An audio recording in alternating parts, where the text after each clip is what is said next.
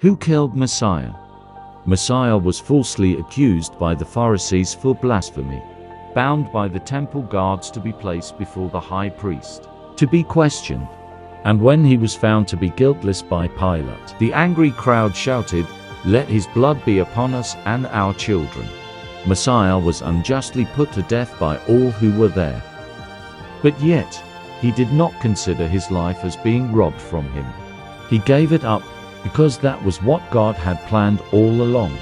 Messiah was to take God's wrath against a rebellious nation for their perpetual idolatry and wickedness upon himself, to put an end to the kingdom of the first covenant, which God deemed unprofitable, and establish a new kingdom through a new covenant by the shedding of blood.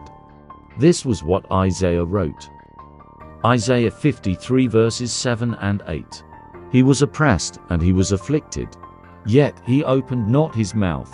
He was led as a lamb to the slaughter, and as a sheep before its shearers is silent, so he opened not his mouth.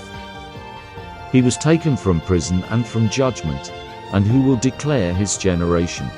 For he was cut off from the land of the living, for the transgressions of my people he was stricken.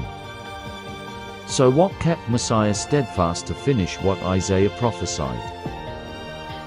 Matthew 26 verse 39.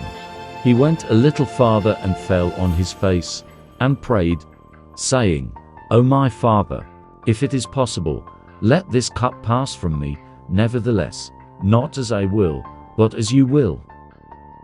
Growing up as a faithful Israelite, who did the commandments of God and the law of Moses, not only did Messiah please God the way God commanded at Mount Sinai, he pleased God by fulfilling what the Son of David needed to do to create for God a true Israel, established by a new covenant.